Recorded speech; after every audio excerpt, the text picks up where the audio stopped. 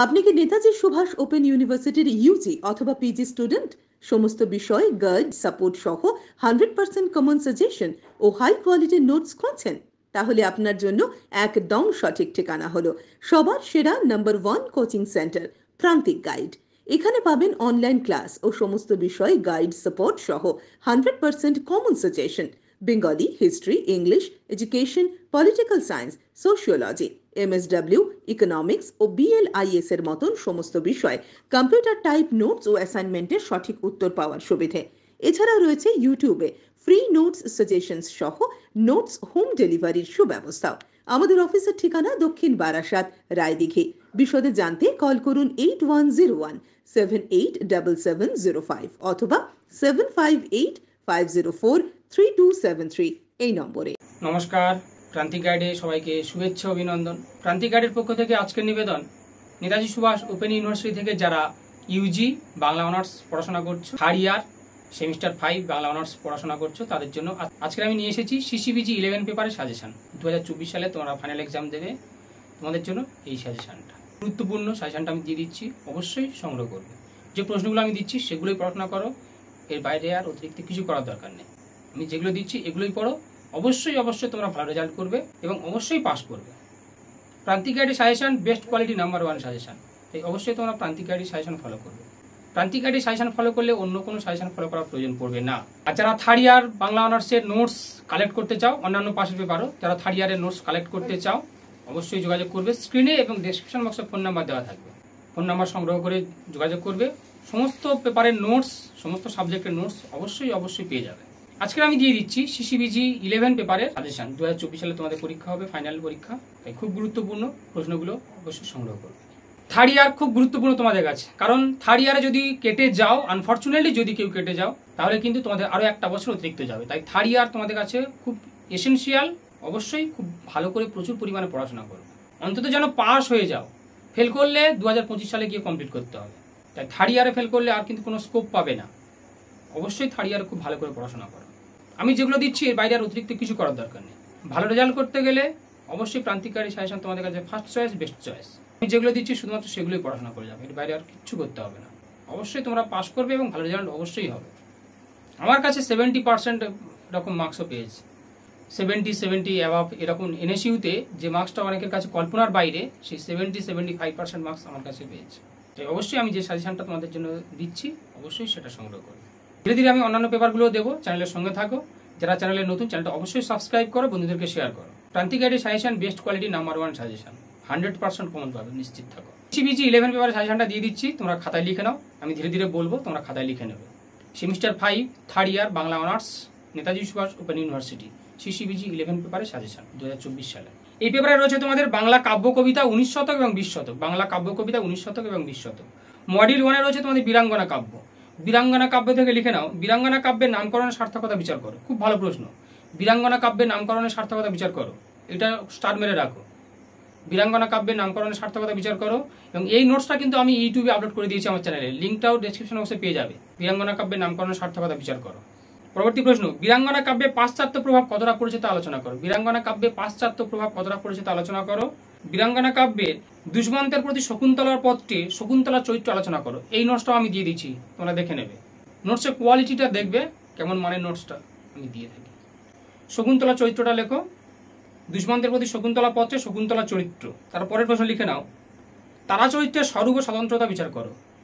সোমের প্রতি তারাপত্রে তারা চরিত্রের স্বরূপ ও স্বতন্ত্রতা বিচার করো। পরবর্তী প্রশ্ন লিখে নাও, যথার্থ প্রেমিকা হিসাবে শূর্পণখা চরিত্রটি আলোচনা করো।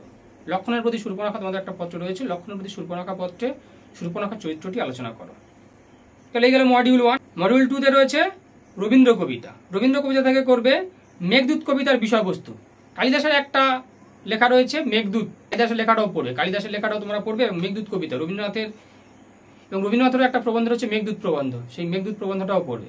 রবীন্দ্রনাথ এবং কালিদাসের যে মেঘদূত লেখাটা রয়েছে সেগুলো অবশ্যই পড়বে, তোমরা খুব ভালো লিখতে পারে। মেঘদূত কবিতার বিষয়বস্তু আলোচনা করো। পরবর্তী প্রশ্ন লিখে নাও, তোমার সৃষ্টির পথ রেখেছ আকীর্ণ করি বিচিত্র ছলনা জালে হে ছলনাময়ী। এই কবিতার সমাজ চেতনা আলোচনা করো। তোমার সৃষ্টির পথ কবিতার সমাজ চেতনা আলোচনা করো। পরবর্তী প্রশ্ন, জীবন দেবতা কবিতায় জীবন দেবতার যে স্বরূপ উদ্ঘাটিত হয়েছে, অর্থাৎ বিষয়বস্তু, সমস্ত কবিতাগুলোর বিষয়বস্তুগুলো পড়ো। যাই পড়ুক না কেন ওটাই লিখবে। সমস্ত কবিতার বিষয়বস্তুগুলো ফলো করো। জীবন দেবতা কবিতার বিষয়বস্তু। পরবর্তী প্রশ্ন, গোধূলি বেলায় কবিতার বিষয়বস্তু আলোচনা করো এবং স্বপ্ন কবিতার বিষয়বস্তু। সবকটা কবিতার বিষয়বস্তু, আমি কোশ্চেন আর অতিরিক্ত বলছি না। একটা করে নোটস পড়বে, কবিতা থেকে একটার বেশি নোটস পড়বে না। যে কোনো কবিতা এবং গল্প থেকে একটা করে নোটস, কবিতা গল্প প্রবন্ধ থেকে একটা করে নোটস করবে। তাই জীবন দেবতা, গোধূলি বেলায়, স্বপ্ন, এই কটা করো, এই কবিতাগুলোর বিষয়বস্তু।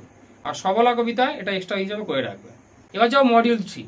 দেখো নোটসগুলো কি করবে তোমরা, প্রথমে একবার দুবার রিডিং দেবে, একবার দুবার রিডিং দেওয়ার পরে তোমরা মুখস্থ করবে এবং লেখা প্র্যাকটিস করো। সর্বোপরি লেখা, যদি লেখা প্র্যাকটিস করো, যদি লেখা প্র্যাকটিস থাকে তাহলে কিন্তু তোমরা ভালো লিখতে পারবে, নামাতে পারবে। তাই অবশ্যই কিন্তু লিখবে, না লিখলে কিন্তু ভুলে যাবে। যেটা পড়বে, যেটা মুখস্থ করবে সেটা পরবর্তীকালে ভুলে যাবে। তাই অবশ্যই কিন্তু তোমরা খাতায় লেখা প্র্যাকটিস করবে, লিখলে সারা জীবন মনে থাকবে এবং পরীক্ষায় তোমাদের পক্ষে নোটস নামানো সহজ হবে। তাই অবশ্যই কিন্তু তোমরা খুব ভালো করে পড়াশোনা করবে এবং লেখা প্র্যাকটিস করবে। মডিউল 3-তে রয়েছে তোমাদের 19 শতকের আধুনিক কবিতা। শতকের যে আধুনিক কবিতা রয়েছে এখান থেকে করবে 22শে শ্রাবণ, যতীন্দ্রনাথ সেনগুপ্তের 22শে শ্রাবণটা করবে। 22শে শ্রাবণ তোমাদের বলেছি যে সমস্ত কবিতা থেকে বিষয়বস্তুগুলো করবে, তাই 22শে শ্রাবণ কবিতার বিষয়বস্তুটাও করবে। তারপরে রয়েছে বিদ্রোহী, নজরুল ইসলামের বিদ্রোহী কবিতা, বিদ্রোহী কবিতাটা করবে। তারপরে হচ্ছে যক্ষের নিবেদন, সত্যেন্দ্রনাথ দত্তের যক্ষের নিবেদন, এইটা করবে। এই তিনটেই করো, এটা করবে। আর পরবর্তী রয়েছে 8 বছর আগের একদিন, জীবনানন্দ দাশের মারাত্মক কবিতা, এটা খুব ভালো করে করো, স্টার মেরে নাও। জীবনানন্দ দাশের 8 বছর আগের একদিন, 22শে শ্রাবণ, এই দুটো খুব ভালো করে করো। 22শে শ্রাবণ, 8 বছর আগের একদিন। দেখো তোমাদের কিন্তু নতুন, তোমরাই প্রথম পরীক্ষা দিচ্ছ, কারণ এর আগে একটা পরীক্ষা হচ্ছে, সেটা হচ্ছে অনলাইন, কারণ এর আগে কিন্তু কোনো পরীক্ষা হয়নি, কোনো কোশ্চেনও নেই। তাই অবশ্যই কিন্তু খুব ভালো করে পড়াশোনা করবে। আর আমি যেগুলো দিচ্ছি সেগুলো করো, এর বাইরে আর অতিরিক্ত কিছু করার দরকার নেই। 8 বছর আগের একদিন কবিতার বিষয়বস্তু জীবনানন্দ দাশের। তারপরে করবে শাশ্বতী, সুধীন্দ্রনাথ দত্তের শাশ্বতী কবিতা, এটাও খুব ভালো প্রশ্ন। আর বিষ্ণুদের জল দাও, মারাত্মক কোশ্চেন, এটা মারাত্মক কবিতা। জনসমুদ্রে নেমেছে জোয়ার, হৃদয়ে আমার চড়া, বাংলার এলিয়ট বলা হয় বিষ্ণুদেরকে, অবশ্যই এটা খুব ভালো করে পড়বে। বিষ্ণুদের জল দাও, বিষ্ণুদের জল দাওটা করবে, এই কবিতা কটা করো, এই কবিতার বিষয়বস্তু। একটা করে নোটস পড়বে, আবারও বলছি, কারণ সবাই যে আমার কাছ থেকে নোটস নেবে এমন তো কোনো কথা নয়। অন্যান্য জায়গা থেকে, অন্যান্য সেন্টার থেকে অনেকে নোটস কালেক্ট করো। তোমরা কবিতাগুলো থেকে এবং প্রবন্ধ এবং ছোট গল্পগুলো থেকে সবসময় একটা করে নোটস মুখস্থ করবে। এর কিছু প্রসেস রয়েছে, সেগুলো আমি বলে দেবো। আমার কাছ থেকে যারা নোটস নেবে আমি প্রসেসগুলো বলে দেবো। যাই পড়ুক না কেন, একটা করে নোটস মুখস্থ করবো, ওগুলোই লিখবে, লিখতে হবে, লিখলে নাম্বার পাবে। তাহলে মডিউল 3 থেকে করছো তোমরা 22শে শ্রাবণ, বিদ্রোহী, যক্ষের নিবেদন, 8 বছর আগের একদিন, শাশ্বতী, জল দাও, এই কটা। 20 শতকের কবিতা, 20 শতকের কবিতা থেকে করবে মডিউল 4-এ রয়েছে সমর সেনের মহুয়ার দেশ, খুব ভালো কবিতা এবং খুব ভালো ইম্পর্টেন্ট এটাও। মহুয়ার দেশটা করবে। ফুল ফুটুক না ফুটুক, সুভাষ মুখোপাধ্যায়ের, তোমরা জানো এটা বলা হয় ফুল ফুটুক না ফুটুক আজ বসন্ত, সেই সুভাষ মুখোপাধ্যায়ের, পদাতিক কবি সুভাষ মুখোপাধ্যায়ের কবিতা ফুল ফুটুক না ফুটুক, এটা করবে। আর রাস্তা কারো একার নয়, বীরেন্দ্র চট্টোপাধ্যায়ের রাস্তা কারোর একার নয়, এটা করবে। বীরেন্দ্র চট্টোপাধ্যায়ের রাস্তা কারোর একার নয়, এটা করবে। এটাও খুব ভালো প্রশ্ন। আমার মনে হয় 20 শতকেরটা খুব ভালো ভালো কবিতা দেওয়া রয়েছে, মানে ইউনিভার্সিটি এত ভালো সিলেবাস করেছে, বিশেষ করে এই সিসিবিজি 11, যা কল্পনার বাইরে। বিশেষ করে এই 19 শতক এবং 20 শতক, বিশেষ করে 20 শতক আমার খুব পছন্দের এই কবিতা কটা। মহুয়ার দেশ, সমর সেন, ফুল ফুটুক না ফুটুক, রাস্তা কারো একার নয়, এবং 8 বছর আগের একদিন, জল দাও, 22শে শ্রাবণ, শাশ্বতী, খুব ভালো ভালো কবিতা, আমার পছন্দের কবিতা এগুলো। তাহলে সেমিস্টার 5 সিসিবিজি 11 পেপারের সাজেশনটা আমি দিয়ে দিলাম, তোমরা অবশ্যই সংগ্রহ করবে। এগুলোই পরে, বাইরে আর অতিরিক্ত কিছু করার দরকার নেই। চ্যানেলের সঙ্গে থাকো, তোমরা অবশ্যই হেল্প পেয়ে যাবে। এবং পরবর্তী পার্টে, পরবর্তী যে পেপারগুলো রয়েছে, বাকি রয়েছে, সেগুলো অবশ্যই আমি আপলোড করবো। চ্যানেলের সঙ্গে থাকবে, চ্যানেলটা সাবস্ক্রাইব করে রাখ, বন্ধুদেরকে শেয়ার করবে। আর কার কি নোটস প্রয়োজন জানাবে। আর যারা নোটস কিনতে চাও, যারা নোটস কালেক্ট করতে চাও, যোগাযোগ করবে, নোটস পেয়ে যাবে। প্রান্তিক গাইডের সঙ্গে থাকো, সমস্ত কিছু হেল্প পেয়ে যাবে। আর তোমরা আমি যে প্রশ্নগুলো দিলাম সেগুলোই ফলো করো, এই বাইরে আর অতিরিক্ত কিছু করার দরকার নেই। আমি যেগুলো দিলাম শুধুমাত্র সেগুলোই পড়াশোনা করো, অবশ্যই অবশ্যই ভালো রেজাল্ট করবে। পাস করতে হবে যে কোনো মূল্যে, যে কোনো মূল্যে পাস করতে হবে, তাই প্রচুর পরিমাণে পড়াশোনা করো।